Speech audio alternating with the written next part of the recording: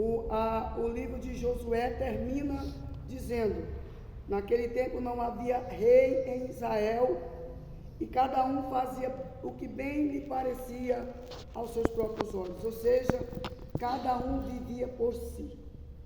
E aquilo que muita gente poderia achar que seria bom, na verdade foi uma tragédia, porque quando eu vivo para fazer aquilo que eu quero, eu corro um risco sério de desobedecer a ordem divina.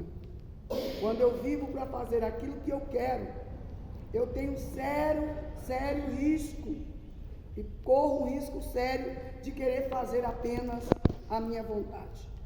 E como a nação de Israel viviam em um regime tribal, já que Josué conquistou a terra e dividiram as tribos, já que a nação de Israel vive em um regime tribal, ela deveria conquistar a terra de Canaã, expulsando os seus moradores. Não porque o nosso Deus é mau, mas porque o nosso Deus é justo. Ele julgou o pecado daquela nação, julgou o pecado daquela terra, da terra de Canaã. O julgou, era um povo pagão, profano, mau, demoníaco, que inclusive fazia sacrifícios de inocentes, sacrificavam suas crianças aos seus deuses, lançavam na fogueira de Moloque. Era uma nação extremamente idólatra, profana, e Deus julgou o seu pecado. E sendo Deus o Deus criador, Ele usou a nação de Israel para expulsar ou para executar justiça e juízo sobre aquela nação, que não foi a nação de Israel que julgou, mas foi o Deus da terra quem julgou aquele povo. E usaria então a nação de Israel para conquistar aquela terra e para executar juízo.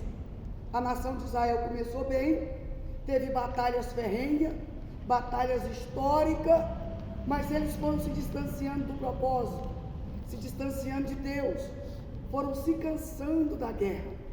E ao invés de concluir a obra como Deus lhes havia determinado, preferiram fazer alianças.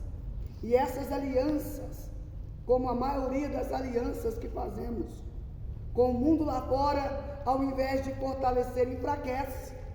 Foi enfraquecendo o povo de Deus, foi tirando o povo do propósito, foi afastando o povo da presença do Todo-Poderoso. E como Deus é tão misericordioso, tão grandioso, tão amoroso, que desde o passado Ele vem pregando a graça. Desde os primeiros capítulos da Bíblia é um anúncio da graça que seria revelada em Cristo, que já chegou até a nós a graça de Cristo. Deus, que é tão maravilhoso, não abre mão de mim, não abre mão de você e não abriu mão da nação.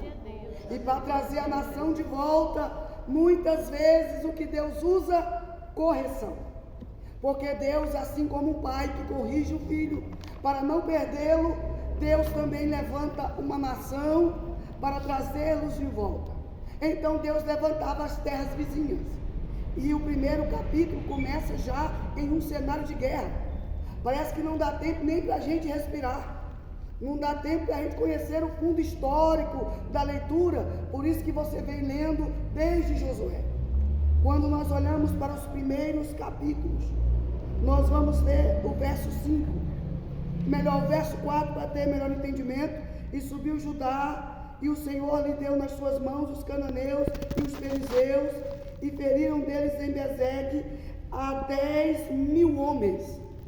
Você já dá de cara com um cenário de guerra, e um cenário em que a Bíblia dá números do tamanho do nível de batalha, para que nós tenhamos discernimento de que o povo de Deus sempre foi um povo que se dispuseram a guerrear suas guerras, travar suas batalhas. Nunca foi um povo acomodado, nunca foi um povo frio. O povo de Deus jamais pode ser um povo indiferente, que olha para o pecado da cidade onde está, da nação onde mora, do país onde está, da família onde pertencemos, do povo a que fazemos parte. Olhamos como se aquilo não nos dissesse respeito. como se nós não tivéssemos nada a ver com isso. A nação de Deus não é assim. O povo de Deus é chamado para um propósito. E a nossa peleja, quando nós estudamos aqui batalha espiritual, não é contra a luta, nem carne, nem sangue, mas contra principados e potestades que habitam as regiões celestiais. Mas nós temos um embate aqui, que Deus é esse tão grandioso, que levanta o seu povo para a guerra, que na primeira batalha já 10.000 homens são vencidos. Mas essa batalha não era apenas física. Essa batalha, como todas as batalhas travadas no livro de Juízes, também é espiritual. Ela também visa não apenas destruir e expulsar um povo, porque assim nós estaríamos servindo a um Deus injusto. Ela visa trazer o reino de Deus e o governo de Deus à terra e a libertar o povo do domínio das trevas. Vocês querem ver? Olha o primeiro rei que eles venceram, que é o rei de Bezegue. O nome dele, o sobrenome leva a nação a qual ele pertencia, ou as terras às quais ele pertencia. Verso 7. Verso 6. Porém, Adoni-Bezeque fugiu, e o seguiram, e o prenderam, e lhe cortaram os dedos polegares das mãos e dos pés. Então disse Adoni-Bezeque: 70 reis com seus dedos polegares das mãos e dos pés cortados apanhavam as migalhas debaixo da minha mesa. Assim como eu fiz, assim Deus me pagou. E o trouxeram a Jerusalém e ele morreu ali. Esse detalhe é muito importante e eu preciso que você entenda, senão nós não vamos entender o propósito da peleja. Veja que quando eles lutam contra Bezegue e eles vencem uma aliança de terras e vencem 10.000 homens, o rei de Bezegue foge e Simeão com seu exército vai atrás e o prende. E se nós olharmos o cenário, como o mundo quer que olhemos a igreja hoje, como se o povo de Deus quisesse ser um povo melhor, como se nós quiséssemos adquirir uma patente que nós somos super-humanos, super espirituais, como se a nossa missão de vencer o pecado e vencer o mal fosse algo que nós só estamos fazendo por aparência e não por uma missão e um propósito divino, como se Deus que governasse a terra também não nos governasse. Olha para o texto quanto é importante, que quando eles prendem Adoni-Bezeque e eles prendem esse rei, esse governante, eles cortam os polegares da sua mão direita e das suas mãos, os polegares de suas mãos e os polegares dos seus pés. Aí você olha e pensa: meu Deus, mas que o povo de Deus ruim, mas que gesto mau. Não seria melhor tê-lo matado? Mas se você olhar o que Adoni-Bezeque está dizendo, você vai entender o que as Sagradas Escrituras e Paulo deixou escrito lá em Gálatas, nós vamos ler daqui a pouco. Mas se você observar, Adoni-Bezeque vai dizer assim, no verso 7 do capítulo 1 de Juízes: 70 reis com os dedos polegares das mãos e dos pés cortados apanhavam migalhas debaixo da minha mesa. Assim eu fiz, assim Deus me pagou. Veja lá em Gálatas, eu deixei marcado aqui, Gálatas capítulo 6, o verso 7, você pode ler depois em casa. Não erreis, Deus não se deixa escarnecer, porque tudo que o homem semear, isso também ceifará, seja para bem ou seja para mal. Veja o nível de batalha desse homem que a Bíblia começa nos apresentando nos primeiros capítulos, nos primeiros versos de Juízes. Veja o nível de maldade. Quando cortam os polegares de sua mão direita, ou de suas mãos e dos seus pés, ele diz 70 reis, nem são 70 soldados.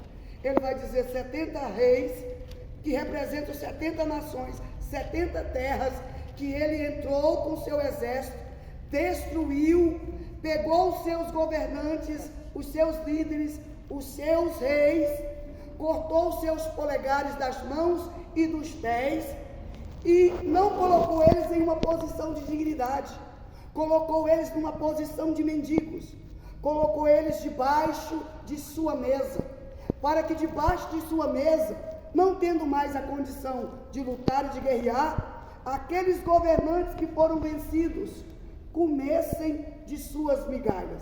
Missionário, qual o sentido do texto? Vamos nessa. Primeiro, vocês lembram como o regime é tribal e como o tempo é de peleja. Se você pegasse um homem, uma mulher, se você pegasse um guerreiro, se você pegasse um soldado e cortasse os polegares de suas mãos, você estava inutilizando ele para a guerra. Você estava dizendo assim, ó, esse aqui não poderá mais empunhar a espada, esse daqui não poderá mais ir à peleja, esse daqui não poderá ir mais à guerra, porque eu estou tirando dele a capacidade de segurar a espada e de empunhar o escudo. Então, quando Adoni-Bezeque vencia os seus inimigos, o prazer dele não era matá-los, mas de subjugá-los ao seu governo, colocá-los sob sua dependência, colocá-los para comer migalhas, para tirar deles a autoestima, para tirar deles a força, para tirar deles a capacidade, para arrancar deles aquilo que a sua vida que dava propósito, a sua vida, o que era o seu chamado, o seu destino, quando você inutilizava os seus guerreiros. Deus gritava isso no meu coração, Deus falava isso à minha alma. O inimigo tem feito isso até os dias de hoje.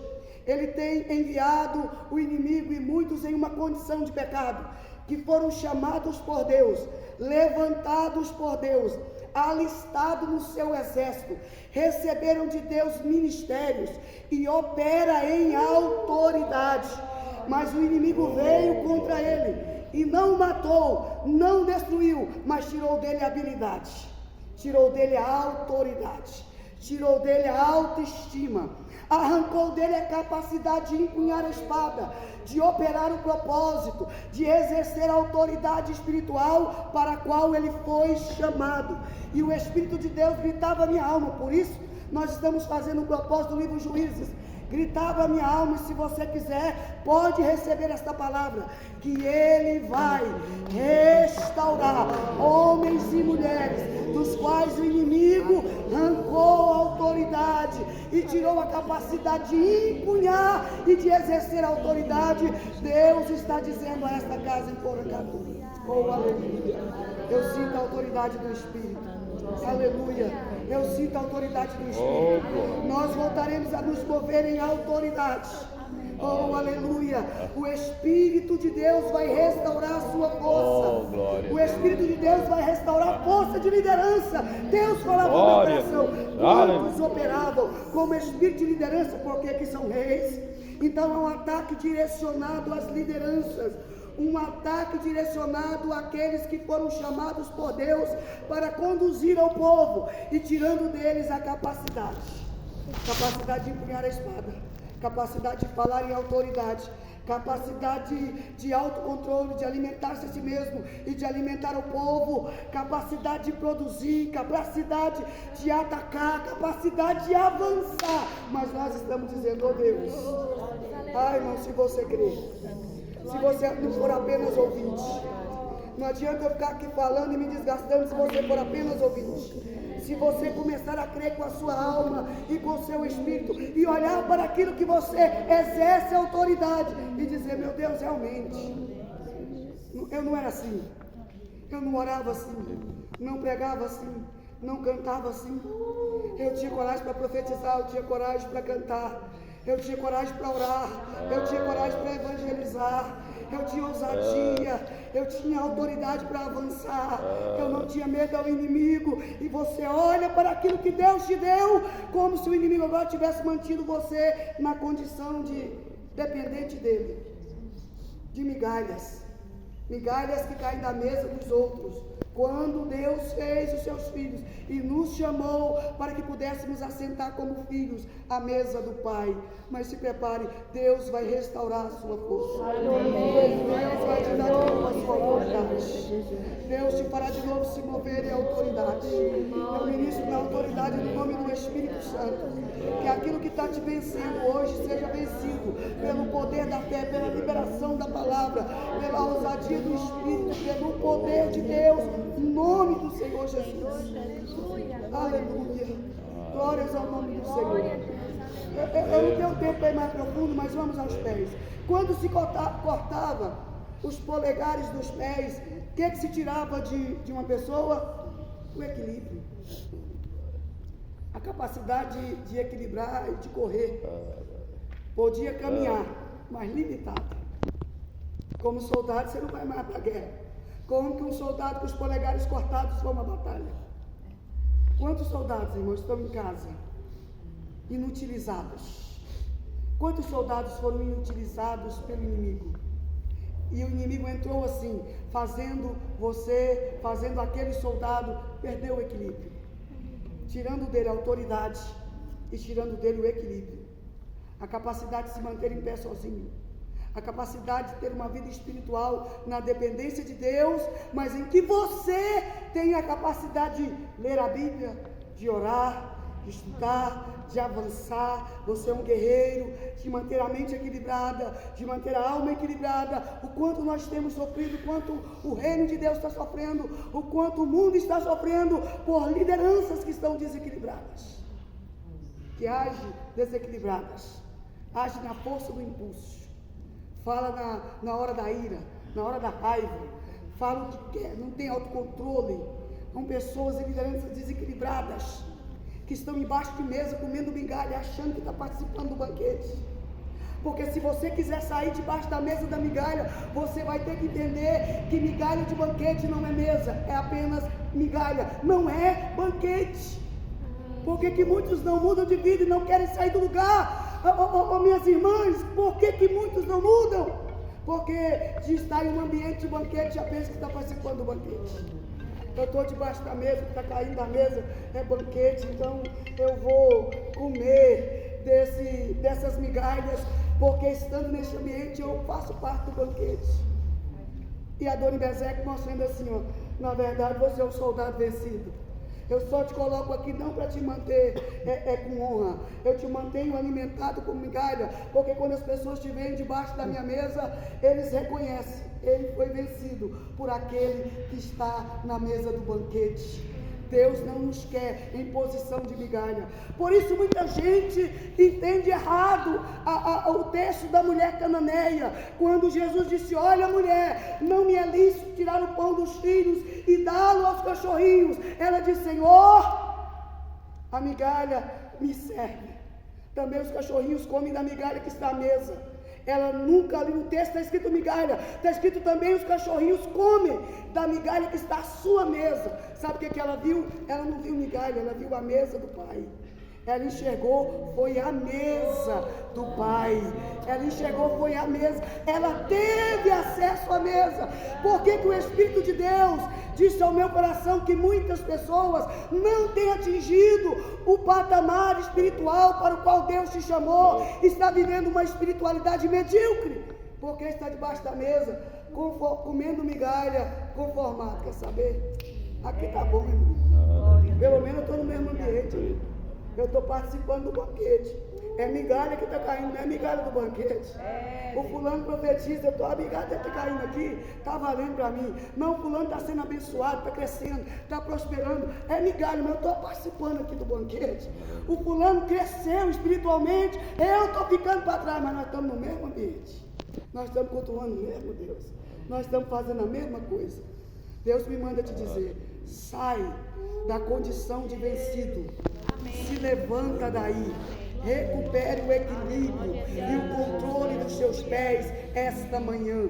Recupere o controle da sua vida e o propósito para o qual Deus te chamou. Era alguém que governava, agora na condição de mendigo, irmão. Eu não tenho mais tempo, mas se você entender essas duas coisas, já valeu. Deus te chamou não para ser vencido, Deus te chamou para vencer. E eu não estou jogando palavras bíblicas fora, eu estou te entregando o texto profético. Sai debaixo desta mesa de migalha, saia deste ambiente de migalha, porque isso aí não é banquete, é só migalha. Se levante, recupere o equilíbrio. Se levante, recupere o equilíbrio. Bom, para nós encerrar, profetiza isso aí para alguém, fala para ele. Se levante, se levante. Se levante, recupere o equilíbrio. Deus quer te colocar à mesa. Se levante, recupere o equilíbrio. Deixa Deus restaurar suas forças físicas, sustentar os seus pés e te colocar em posição de governo de novo. Eu ministro. Aleluia. Glória a Deus. Aleluia. Porque aqueles que esperam no Senhor subirão com asas. O Espírito trouxe a minha mente agora. Subirão com asas como glória a Deus. Glória a Deus. Aleluia. E não se cansarão, correrão e não se fatigarão. Sabe quem começa caminhando? Não começa correndo não. Se levanta daí, vai caminhando mesmo. Vai caminhando, um passo de cada vez, um passo de cada vez, um passo de cada vez. Não pensa, eu vou sair daqui já correndo, não. Se dispõe, só de vocês levantar e dizer, quer saber? Eu não vou ficar mais aqui debaixo dessa mesa, não. Essas migalhas estão tão ruins que até suja eu estou. Você já viu um lugar onde, tem migalha? Como pão você vê? Você não fica sujo de pão, você fica sujo de migalha de pão. Tem muita gente suja de migalha de pão, achando que está banhado de autoridade, banhado de unção, cheio de banquete, vivendo no azeite. Quem tem ouvidos para ouvir, ouça. Se levante. Deus vai levantar o seu povo, levantar a sua igreja. Entrará sobre nós o avivamento pelo qual estamos buscando. Quem recebe, diga eu creio, Jesus. Amém. Nós já vamos orar aqui à frente. Amém, Senhor.